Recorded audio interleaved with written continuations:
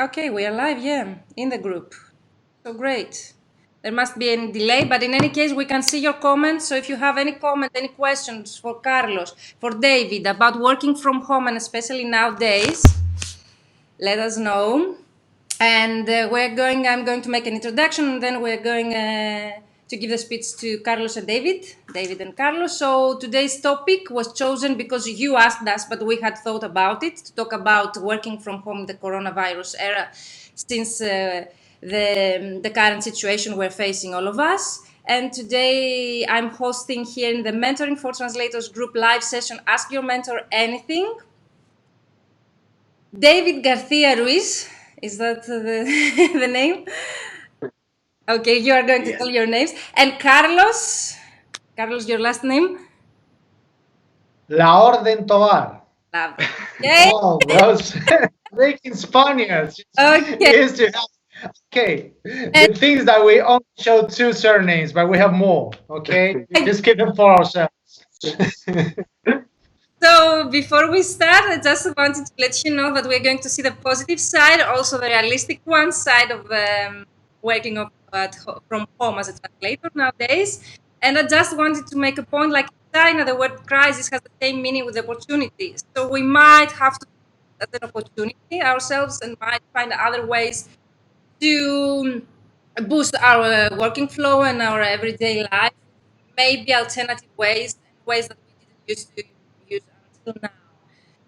So I give you, and I would like to aspect.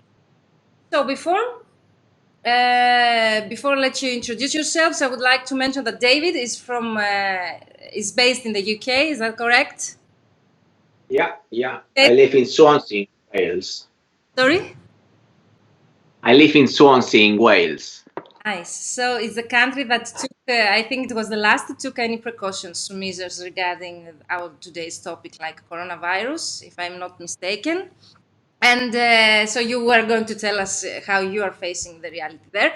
And Carlos is from Italy, which was the first country in Europe affected by the coronavirus with the most, like, until now cases. It's very sad, but we would be very much interested to know how the situation is there. So, David, you can start by introducing yourself and say a bit about the situation there right now. Yeah, so I've been working as a full-time translator since 2014. I usually work in marketing, sports, tourism, and human resources. Yeah, I love working from home because it gives me time to do some other things that I like doing in my day-to-day. And the situation here is still everything is quite slow and people are not quite aware of what the full picture of the virus is. So perhaps because I keep an eye in the newspapers in Italy and in Spain, I have a better picture and I'm more like saying, okay, guys, don't underestimate the problem because it's gonna come here. So yeah, it's still a bit. My wife, she works in a company and she's the only one who is working from home.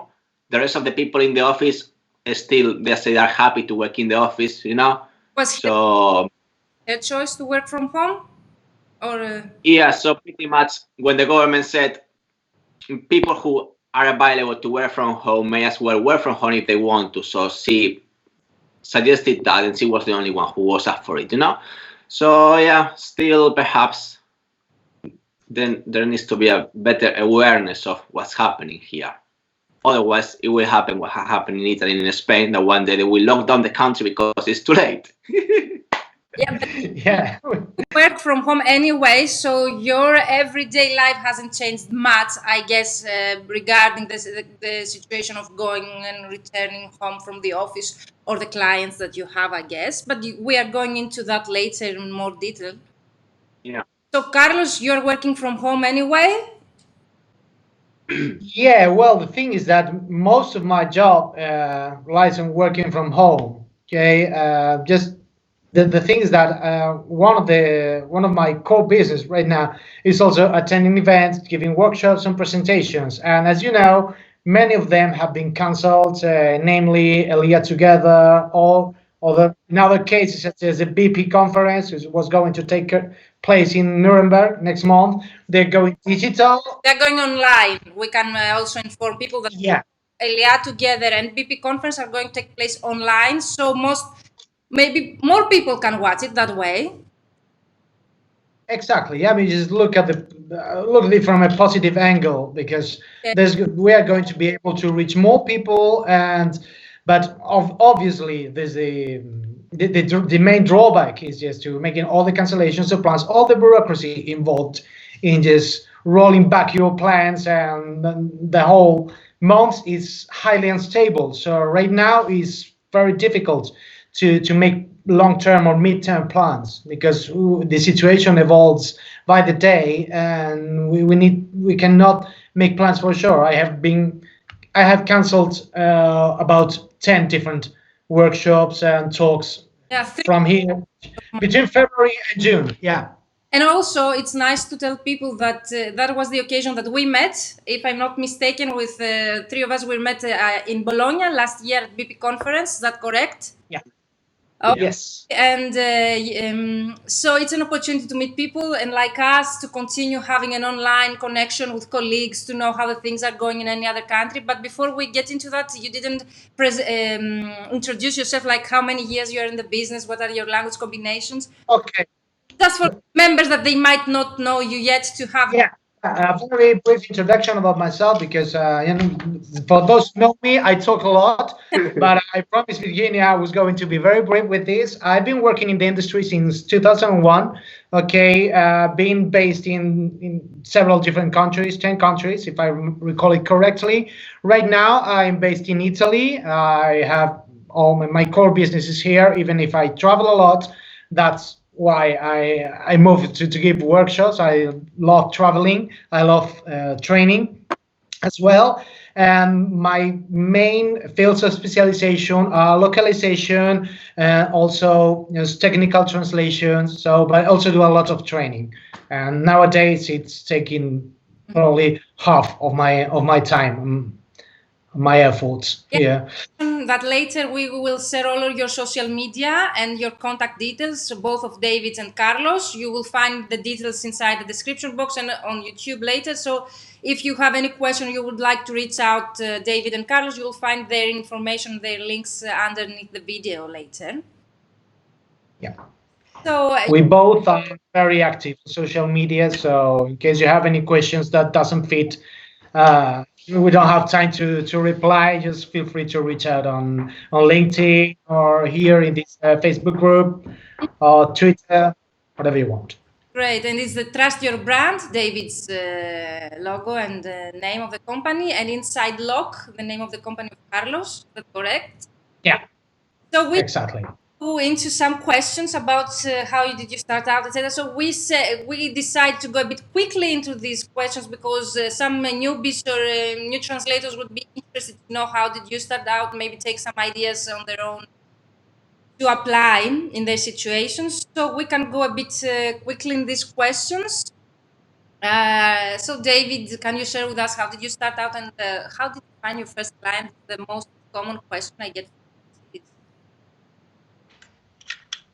Yeah, so my first few jobs came through a couple of clients I met in a Facebook group, which I can't remember. I don't even think I belong to that Facebook group any longer. But yeah, I remember I picked a client in a Facebook group and another client in Pros. And yeah, they gave me quite a bit of a stable income for the first few months.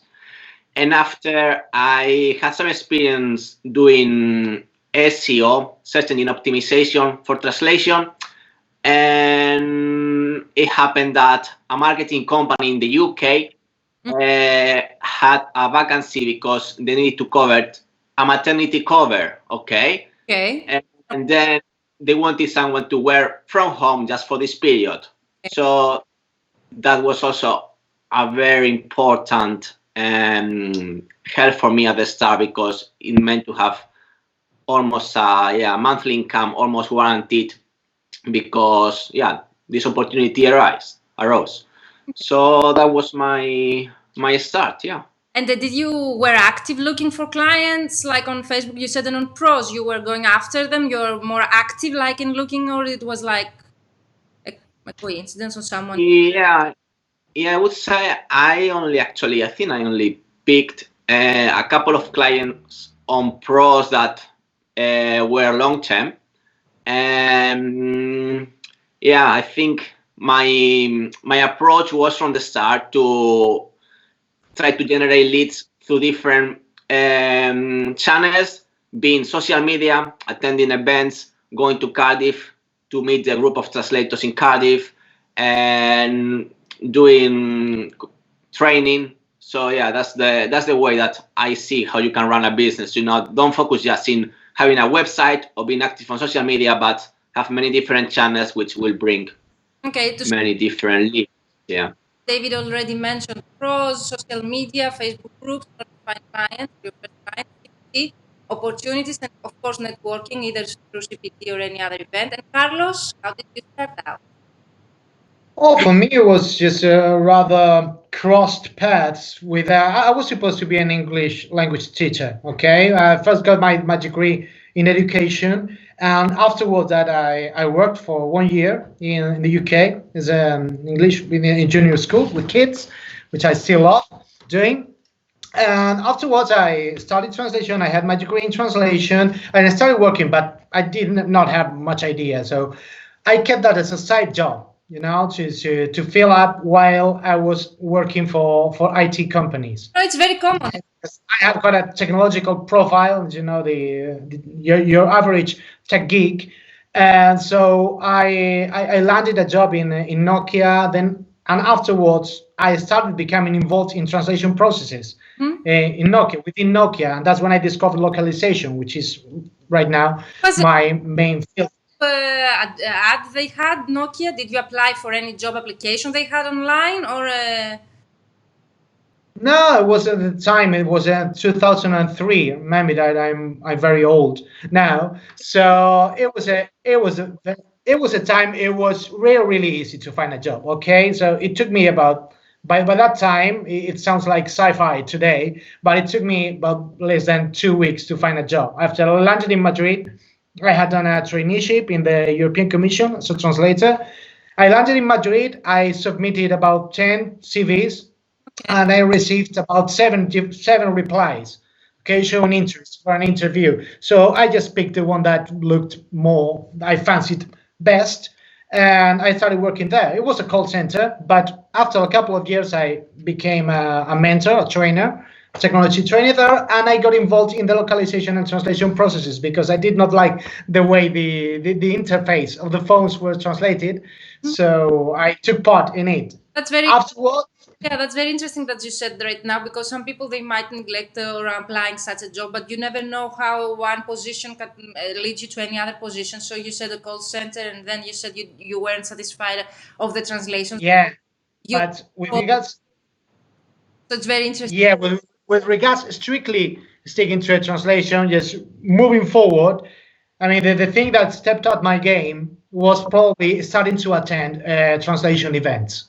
Okay, for me, it was I always say that attending the first ELIA together in Barcelona, which now I'm probably part of, the association, is probably the best investment I've ever made in the translation industry, because it opened me to a whole world of training, contacts, it's just the networking. It works like a charm in this industry, okay? And I think it puts you in the right direction, just knowing where to look at, knowing which contacts you might benefit from listening to and learning, sharing information, and that. And afterwards, I started to deploy a social media strategy, which has also proved to work well, because it has brought me several of my main and best paying customers, must be said.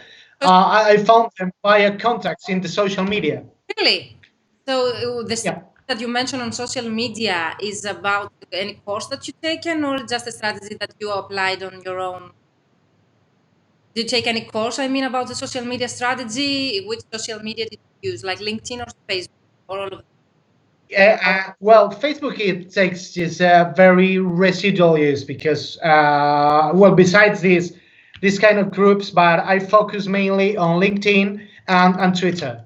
I have very different audiences in Twitter, which I mainly use for training for Spanish speaking audiences, okay, and to network translation and localization and technical translations. While on LinkedIn, I mainly share information, authoritative information. I mean, I try to talk and learn from the people who are already well-established players in the industry, and I try to talk with them. You see, not haunt them, not try to harass them, but that's starting. It takes years, okay? But in the end, now you start developing a real dialogue with these players who are already in the industry and are best positioned to tell you which is the right training you have to undertake, which is the right context you need to go if you need to provide information. And the more information you share, and that's a fact, the more valuable information you share on social media, the more people will think of you as a point of reference and the go-to person if you need to provide advice on anything. And that inevitably leads to landing clients. Because the same way that your colleagues hear about you, and clients will ultimately hear about you. I guess you answered also the next question, which when you did scale up. I think you mentioned like when you apply the social media strategy. Is that correct? Your scale up in your business. Yeah. Okay, and to sum up, Carlos' answer is like networking, going to translation-related events, which I have written an article about how my whole career changed when I started attending international translation-related events and conferences. So you can find it on LinkedIn, but it's very interesting that we share the same opinion. And last, you said like you have to use social media strategy, which means different audience, different content, and different strategy to apply in each of the social media that you are going to choose in order to find clients. Is that correct? Yeah. Okay. Exactly. When was your time that you did scale up as a translator? When was the time? Sorry, when was the time? What? Sorry. Scale up. You did scale up, like you. When I scale up. Yeah. So I think it was also like very useful for me to go to a few translation conferences. I met some people in person, and yeah, I've been working with them. You know, just translators who pass work to translators. You know, there are many translators who outsource work, and one of them, you know, so I usually assign my translation projects to the same translators, because once you have a relationship established and you trust someone, you're just going to keep using that person because you don't have a need to look for anyone else. So yeah, definitely going to translation conference helped a lot. I must say that you cannot only go with the intention that you're going to get clients, because that's not the case all the time. Okay, so it just being out there, you know, and yeah, always showing that you're professional and that you care for the industry. And I have experience. I went, I did an exhibition in a trade show 3 years ago, and it was an important investment, which I would say now 3 years later probably has paid off. Okay, but just about it. And yeah, I got some clients from there as well. A couple of clients who send me not regular work, you know, but yeah, every now and then I have work coming from them for Spanish, German, French, Italian. And yeah, that was another way. I usually go to search engine optimization meetup that take place in Swansea every month, and I have also developed some relationships in there. And yeah, I guess I have two questions. It was a direct clients. You enter into the direct clients market most probably with the exhibition that you mentioned. You went into the direct clients market. Is that correct? The exhibition. Yes. And you went as an attendee or as an exhibitor at the exhibition? No, I was an exhibitor in that. My career as a business exhibitor. It's a great investment, but I can tell you that it pays off. Yes. And also the meetup that you mentioned, is it like the meetup from the website Meetups, that they create meetups, or is it a specific organization there about SEO? No, yeah. So is the one that create meetups for different events, for yoga, for a lunch out. Yeah, it's the same meetup organization, and they do one for SEO. We have it here in Greece. So last question before we go into our today's topic, because I find it really interesting, is what is your most efficient client acquisition strategy when you want to get out of a slump or you want to find any weekly client? What do you do? What's your most efficient or the client acquisition strategy that you really like to implement? Carlos? Social media? To me, works best. Which works best for me? I have a diversified profile. Okay, I'm not born to technical translator, so I like doing a lot of things. So coherently, I try to keep my clients within my fields of expertise, but I try to keep them as diversified as possible. So I work with agencies, with language service providers. Okay, they no longer want to call themselves agencies, so LSPs. Let it go. But I also work with direct clients. I work with online platforms to deliver, I mean, different kinds of content, different kinds of services, different levels of service.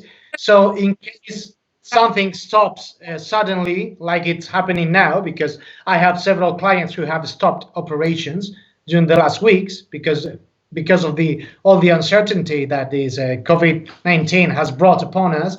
They are not sure whether they will be able to maintain the same rate of and speed of work.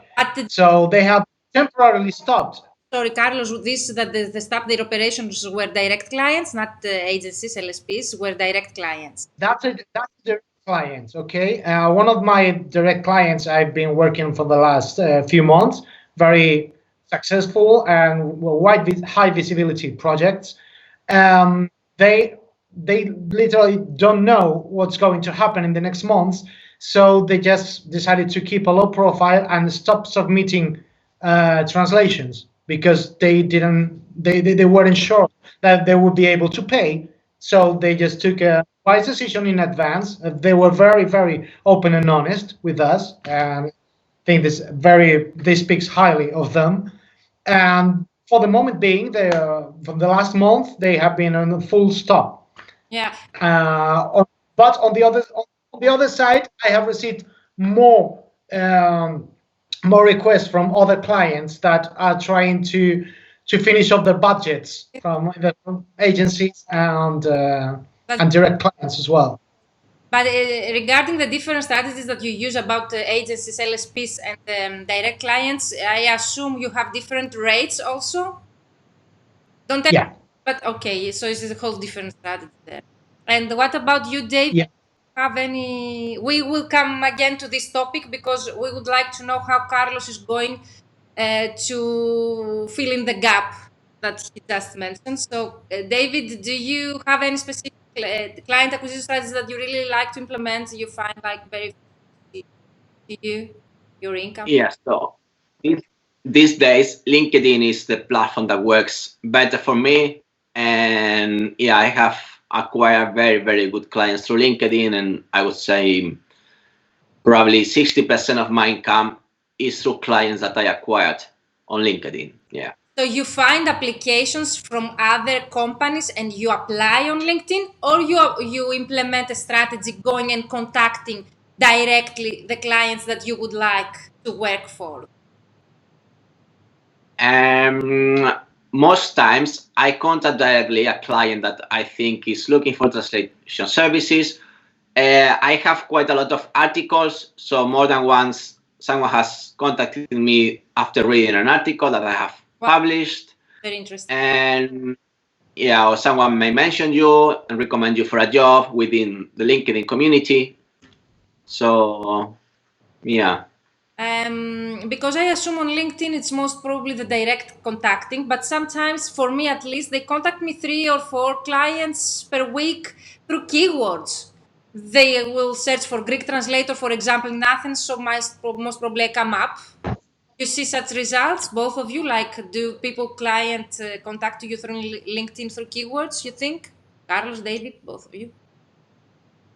Well, my strategy is rather different because I do very, very rarely contact clients directly. I don't approach them. Okay. Mine is, you can think of it, is more long-term strategy. You know, you just plant the seeds and start being present all over the place, right? So eventually people will notice that you are involved in interesting conversations in your field, within your field of specialization, and they will eventually come to you, obviously provided that you deliver top quality work.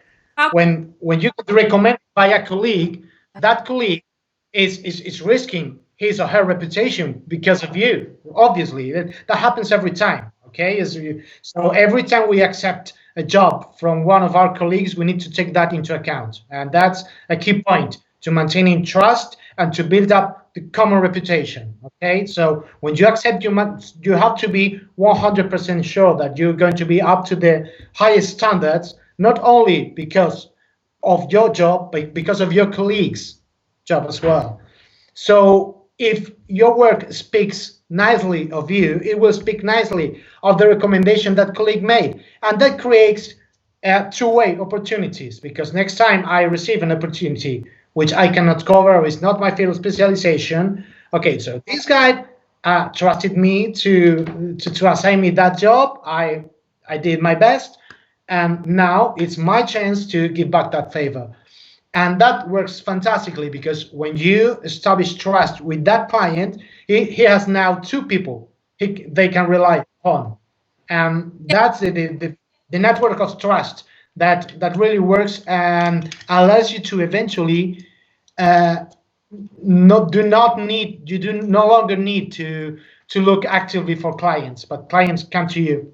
I mean, that's a long-term strategy, of course. Different strategies, they can both work, depends on the character of us or what we want to invest in matter of time or content. Like, as you said, become visible on LinkedIn.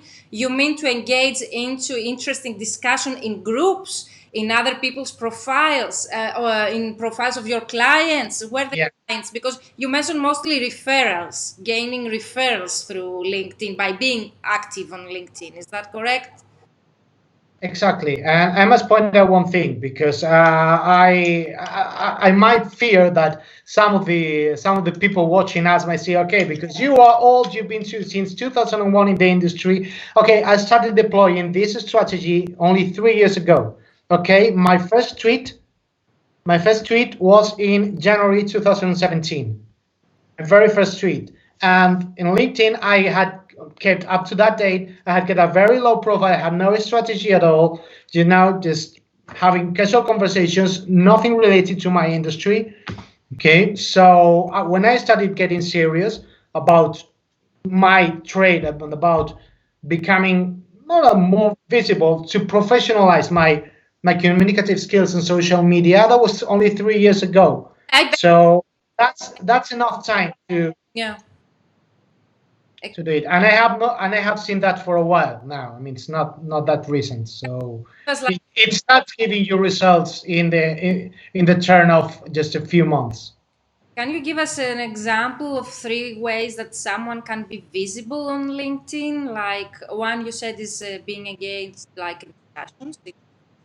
Well, just to be very brief, because I'm going to give the word to David, because he's more entitled to do it, because he writes quite a lot of content, or very useful content, on LinkedIn, and as he says, it works for him. So just I'm shutting up. I'm giving him the word. 3 ways, like, of being active, like on LinkedIn, is becoming in discussions in groups of your clients, most probably writing articles. Any other way? I would say these are the 2 best ways. So as Carlos said, interacting in conversations and writing articles. It can also be writing interesting posts, because I'm aware that LinkedIn, the algorithm, doesn't show your articles to as many users as they saw the posts. So every time I post something, up to 1,000 people may see my post. When I publish an article, only 150 people will see my post. So I think it has to do with the fact that they preferred posts rather than articles. So yeah, I think posts are important as articles, and you can deliver like golden nuggets in very brief information in the post, which more people are going to be up for reading, because you're not asking them to spend 3 minutes reading your article. Not everyone has 3 minutes or want to spend 3 minutes reading your article. Do you have any consistency, like 2 times per week, every Friday? Do you have any consistent frequency, like in being active on LinkedIn? Yeah, so mandatory, I would say I interact once delivering some valuable content, okay? And yeah, maybe twice a week, no more than that, because yeah, everything requires time. If you want to write something that delivers value, you need to think about it, so I'm not in a position to write something every day, I'm not that. Yes, it's pretty consuming. You, Carlos, the same, twice per week? Yeah, exactly. Well, I also in the last year or so, I also collaborate with a language service provider and a software company, and I write. I'm a shadow writer for them. Okay, so I give the name, but that's where I provide some part of the value content. But as David says, I mean, people seem to know it really. I mean, this algorithm, it really sucks, because the more you focus on delivering good content, the longer it's going to take for people to read. So LinkedIn, Facebook, and all the algorithms are going to detect that this is going to take long. So they just, they downgrade you on purpose. So they prefer the quicker the better. But yeah, you try to deliver valuable content, but not every single post has to be content packed, because people will get bored and say, okay, this guy is just too focused for me. Okay, you also need to show that you are human, and you reply, you join other people's conversations. That's important too. I mean, it's not only about me, not only about posting your own content, but also joining other people's conversations that are linked to your field. Particularly on LinkedIn, it's very important to keep focus on your business. Because, Twitter, there are different lot of strategies, but personally, I like to think that the different channels require different strategies, and I'm not on LinkedIn to publish, I don't know, motivationals or just cheer up or to share news of information. So just to, at least they have to have a solid link to my field of specialization, just to comment or post or share it, regardless of whether it's of interest to me. Right? So, for example, I'm a lot into music. I'm a musician. I have a band. I play, but I do never talk about music on LinkedIn. Yeah. I very, very rarely talked about it on Twitter. I must say, yes, 1 in 500 posts is about music, because I'm not. You have to decide your purpose when you. Strategic. Yeah. You're very strategic. Exactly. Yeah. I mean, the strategy evolves over time. You have to adapt it every week, probably. But once you know which kinds of posts click and resonate with people, just stick to them, but just try to make slight variations, just experiment over time. But decide from the very beginning, what do you want to talk about in that channel? Because otherwise, it's just too easy to get distracted and to talk about everything. So we have a lot of comments here. Guys are watching, and colleagues that are commenting in our live. 11 questions, 11. Let's see. So let's get into our topic, because it's very interesting and people are commenting here about. Okay. So David, have you seen any difference in your workflow since the coronavirus hit us in Europe? I would say no. No, I have a very diversified client base, and I got a very large project recently from one of my clients. So probably I need to hope that they pay me, maybe that's the biggest threat at the moment, They have to pay me maybe 50 days, So yeah, I haven't seen any drastic change.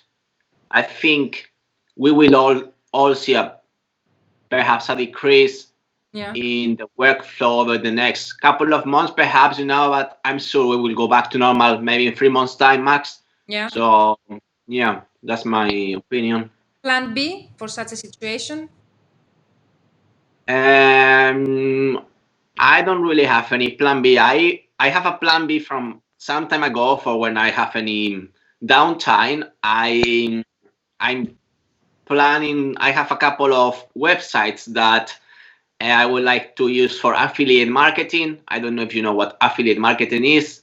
Oh. Basically, it's a website to and you manage to rank your website on Google, okay, and you are connected to different platforms such as Etsy and Amazon, and you get a commission of the things you sell through them.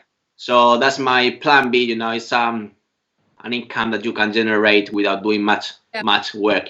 So this is like a hustle income, a side income, okay? As I understand, it's not related to translation project. Is that correct? Yeah. But it's clever anyway. Yeah. Why not to consider other ways to make like side income and maybe other sources of income? So thank you for giving this advice to people here. So Carlos, you mentioned already that some companies contacted you that they're going a bit slow with their projects because of the unpredictable situation here. And do you have any plan B, or you're considering of doing any different strategy? Yeah, well, since in my case, as I have different interests and try to be as diversified as possible in my business strategy, I also have many different projects going on simultaneously. So whenever one of them, just over time, every year there are fluctuations, and sometimes I have more projects coming from some customers, and I try to be as flexible as possible to adapt everything. And in this case, if these customers are going to send me or put it on a full stop for now, I have noticed that other people were sending me more requests, so I started accepting them. I focused more people are using online training. These last weeks, I have seen a significant raise in the number of people who signed in for my courses. And strictly talking about translation, I've also seen that for those clients, I do work for new content, localization, and technical translation. They are trying to polish the previous material, because instead of submitting new material with uncertain budget pipelines, they are trying to focus on this polishing the material they had already localized. Okay, so I mean, they are using up their previous budget in order to make sure they're spending their money. So I think that a good strategy for those among you, the people who are listening, is a try to approach your previous customers, the people who you already work with. I do not think, honestly, that this is the best time to try to hunt new clients, because everybody's closing their pockets. They are too shy to admit that they will most likely go into financial trouble in the coming weeks. I also share David's guess that in a matter of 3 months, business will be back as usual.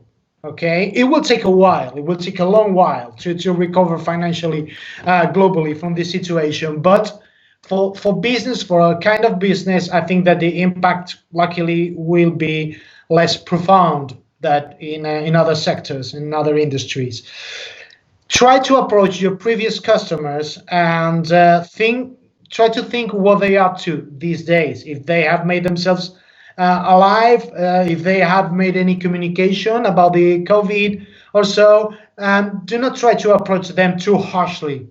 Okay, just let them know that you are there, and if they might want to just take a look back at, I don't know, just maybe any proofreading or translating. I mean, show themselves that you are aware of their situation, even if you're sharing the same worries of them, obviously, but try to make them think that you can help them patch small things and you can be useful under these circumstances. I think direct clients or agencies as well, LSP. When you are saying to contact your already like existing clients, you are referring to direct clients or agencies as well? Both, but when I think that where LSPs, when agencies, they clamp themselves and shut themselves off the grid, they will be more saying it actively. They will be more they will admit it openly, or they will eventually just stop sending you jobs because it's big structures, big LSPs just starting to send fewer jobs. Okay. Yeah. If I give like my 5 cents here.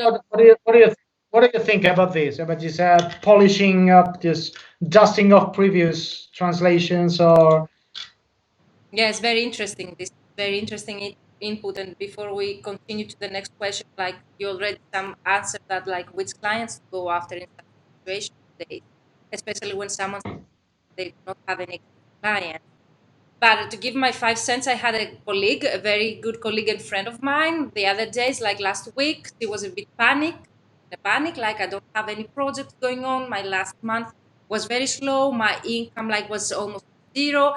And what I advise people is like how I see the situation. I'm in such a situation every month. I go into every month like it might happen not to have any work at all.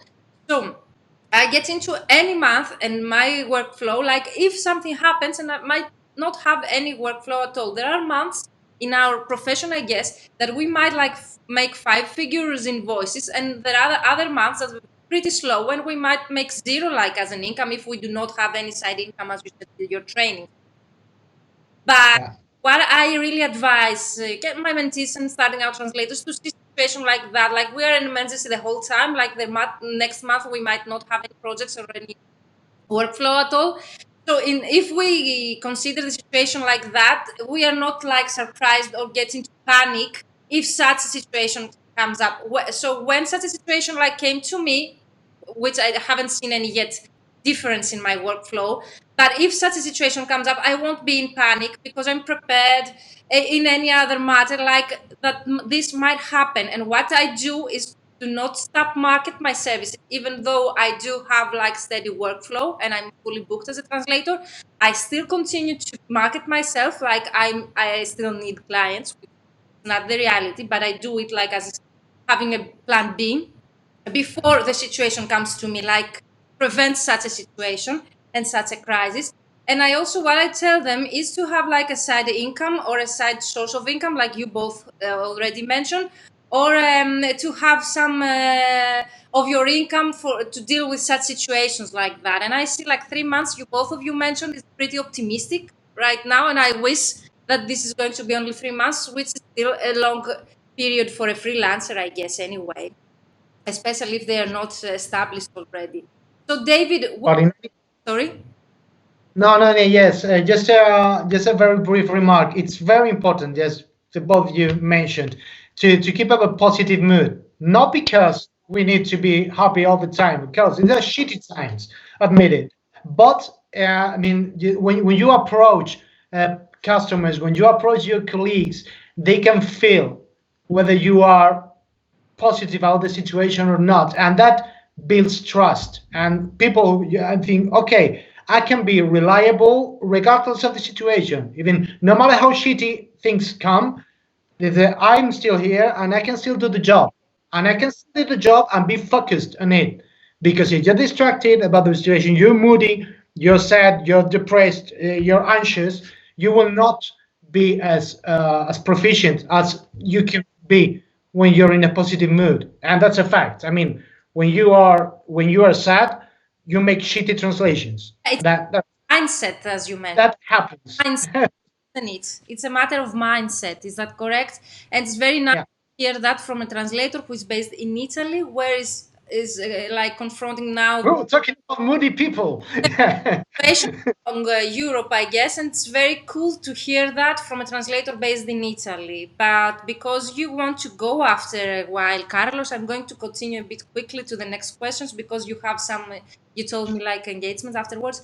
So, David, which clients to go after in such a situation? Because it's a question we got from members of the group. Like, there are some translators like starting out right now. What would you suggest them to do? What clients to go after?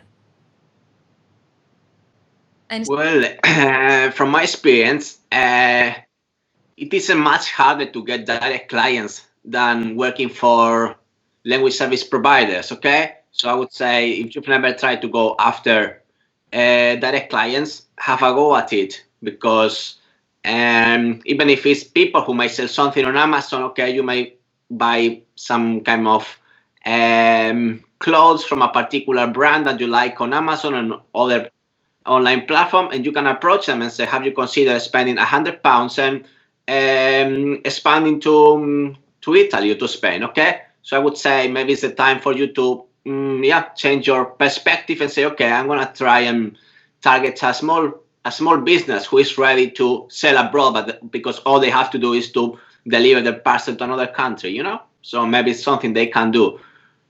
That's very clever, you said, about Amazon, especially for marketing translators, I assume, and those who are into SEO and website translation localization projects.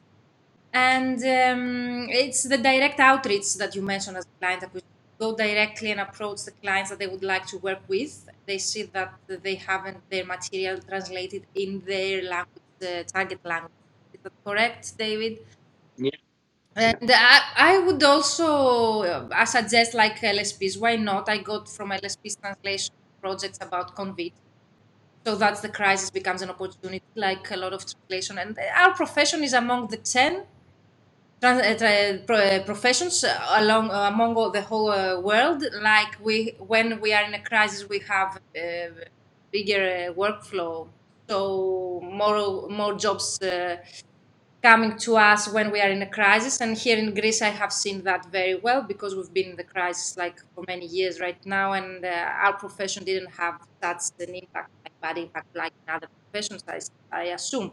And also right now, for example, I mentioned you that I got contacted for COVID translation projects. So you never know what might come up as a project because of the crisis or the virus or any current situation that we are facing. So LSPs, why not? Continue contacting them as starting out translators. Amazon or clients that you see that you would like to work for and they haven't translated their material. Can you hear? Can you hear? Yes, Virginia. We can hear it. I just switch off the Skype. We have a breakdown here, so sorry for that. Live sessions, they have such a technical problem. I'm sharing the network from my 4G. So it's pretty interesting that you continue the situation there and you shared how you are dealing with this. Did I interrupt you, Carlos? You were something to complete with because we are already 3 here, 3 p.m. Did I interrupt you? You would like something to say? No, I mean that was basically, it was not that obvious that I was just filling up time, but yeah, I mean the thing is that when you have less tasks, let's say tasks to do, you have more time to focus on improving your schedule and on improving how you work. You focus on your method working, and so you can really try to use these weeks to improve the way you work, so you can apply that once everything gets back to normal. And I know we have very knowledgeable people among the audience who know about productivity and tips, like Ellen. Hi, Ellen, or Ivona. I can see them. Roberta, she also loves talking about productivity tips, and that's a very good productivity tip for this week. Just try to make the most of this time and just try to devote some time every week to improving the way you arrange your time under lockdown. There are a lot of translators who say that they lose motivation, like even though they have a lot of time, they do not have the motivation to go like for sports or to do something that they like, to read a book or something, to spend their time because of their most probably stress they feel or the situation, like the psychological side of the event. So one question before we finish is like, how do you deal with the stress? How do you, and also to stay fit in such situation that we are obliged to stay home? Who would like to start? David, he's also a runner, so he. Start. I think Carlos is in a better position. You know, I was going to ask him actually how are you dealing, you know, with such a flow of negative news in Italy, you know, surrounding you. How are you being able to be like not letting you be influenced by them too much?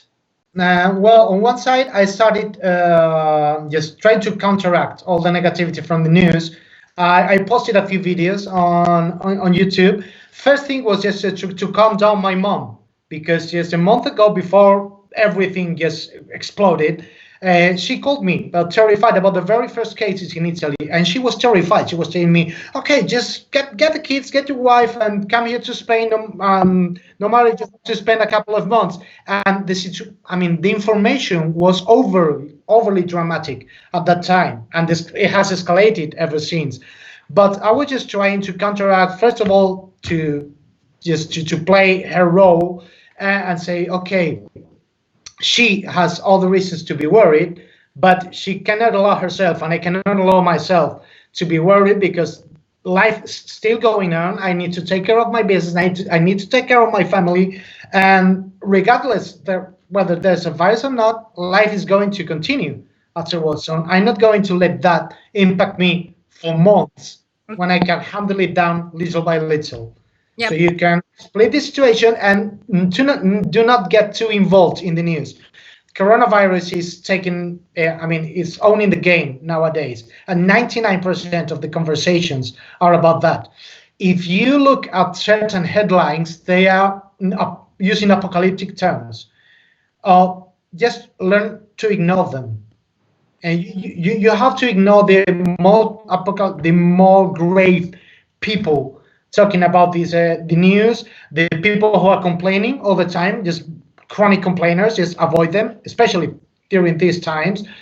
And well, I can no longer go for a job on the street. I could until yesterday. It's just 2 days ago. That was my last job. But I decided it's still allowed, but out of responsibility, I decided not to. But I'm doing just some training at home. I'm using just my kids are jumping on top of my shoulder, on top of my stomach, and so that's keeping me fit. And yeah, you just try to find also some routine to keep yourself physically active during these days. Just basically how your routine has changed in a practical way. Like you cannot go jogging, for example. You said you exercise from home. Any other change in your everyday life? No, I try to keep my times, even if everything's more relaxed now. That's also important to me, just to realize that you have to slow things down. The world has to slow down, so I will not pretend to be 100% active, and I will enjoy just taking longer breaks as well, and that's important, to find more time to talk with people, non-business related matters, and yeah. But I wake up at the same time. I'm an early bird, and I wake up at the same time and go to bed at the same time. Do more or less the same working time, but take longer breaks, which I used to do some exercise, do short routines, or something, just to keep a bit of variation among the things.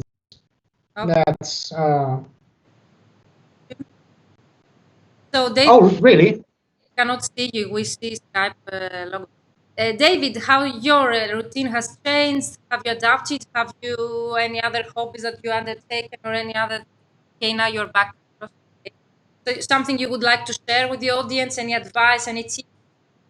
Yeah, so I think, and this time for me is a time for doing two different things. One, on one hand, be responsible and staying at home. So I think that perhaps it was a good decision by Carlos not to go for a job if he thinks that's not sensible.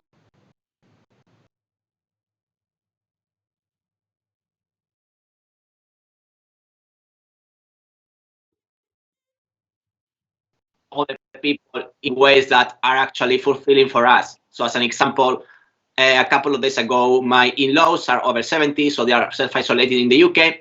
And as it happens, there is no long life milk where they live in England for the last 2 weeks. And they pretty much have to go to the supermarket just to buy milk. So we send them some long life milk.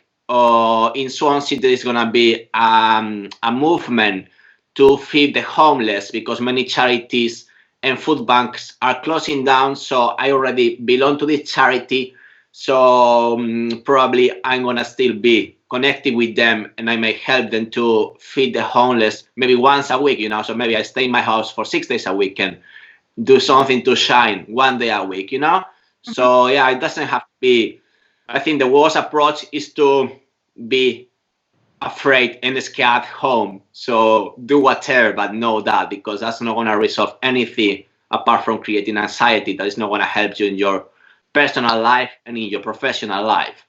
So yeah, time to be responsible and to shine, because when we shine, I think we all gain. Yeah. Yeah.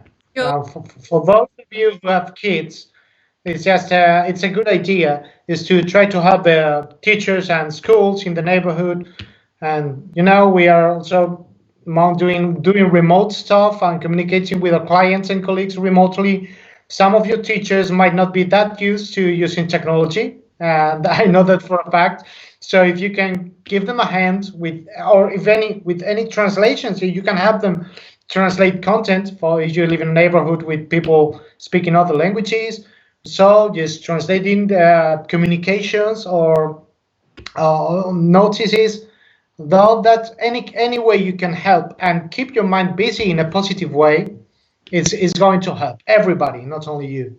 You both mentioned that it's a matter of mindset, that we have to be positive, and you mentioned also to become like more engaged in charities and to help other people, and also to have the right minds and positivity in the events, and that happening every day. That the situation is changing every day here also. I assume in Italy and the UK as well. And so exercising at home, most of our colleagues are doing it already. I also recommend reading books since you have more free time. I have already 2 here that I want to finish. I want to finish these books and I didn't have the time, so I'm planning to do that during the virus period. And I'm also doing exercise, and I also have a personal trainer. You can find one online since we cannot go outside and exercise ourselves.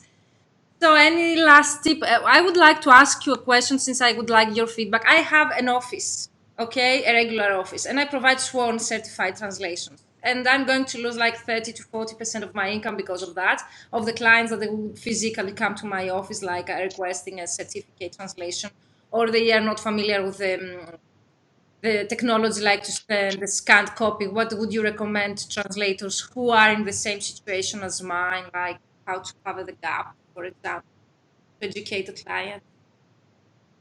You can create sort of a newsletter for those clients and inform them about the situation and letting them know what you can do besides that. Besides the sworn translation is going, you cannot go to the court to have the document signed, of course, but you can also provide other translation services, and they can also use the time.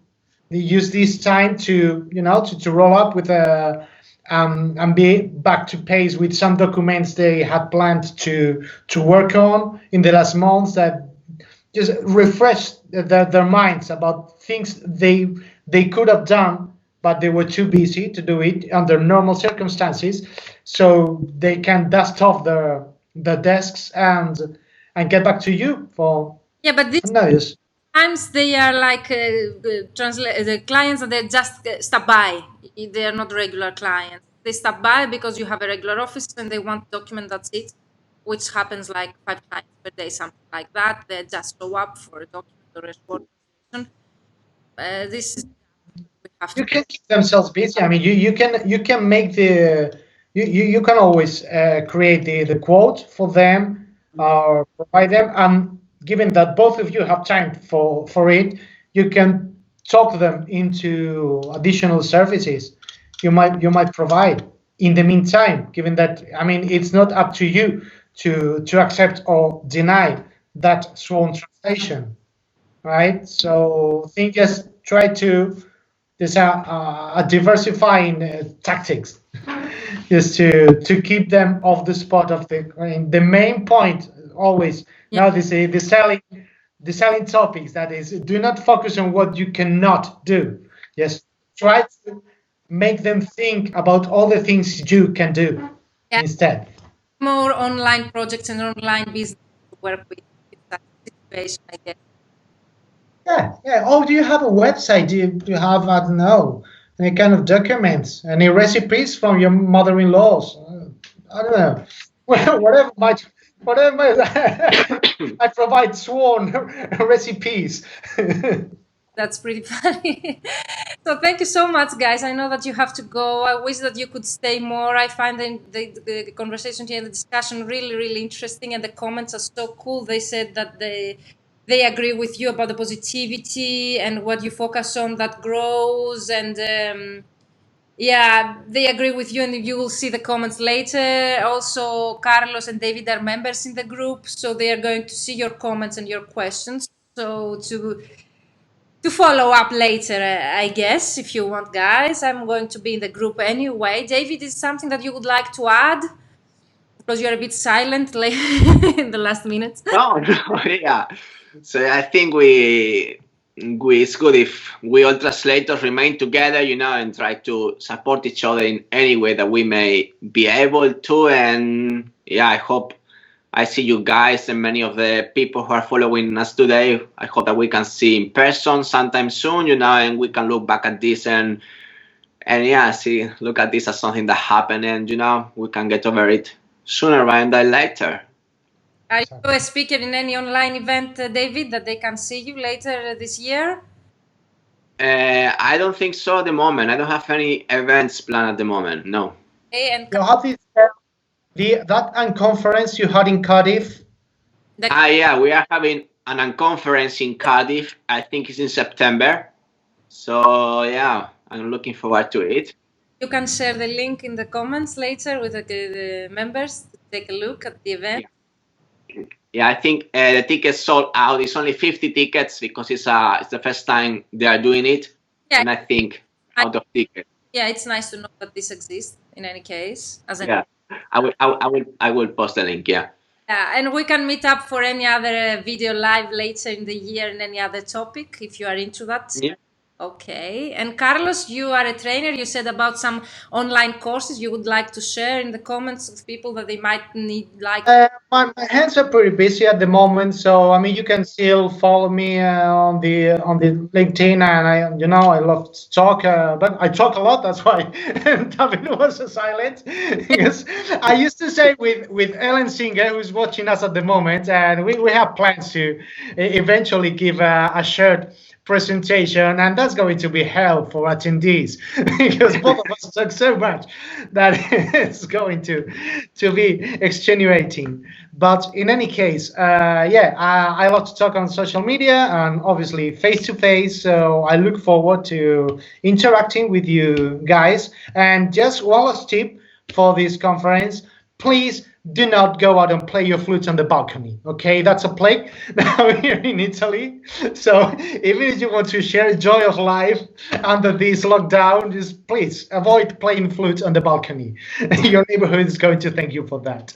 Yeah, that's a great advice. Thank you for being here. Thank you for your positivity and all the atmosphere that we pass to the members. I think that it's very nice to see from Italy and from the UK that people are positive and that the workflow is still going on, that we still have projects and the life is going on anyway, and we can meet up online, in any case, online conferences, live conferences maybe after the summer.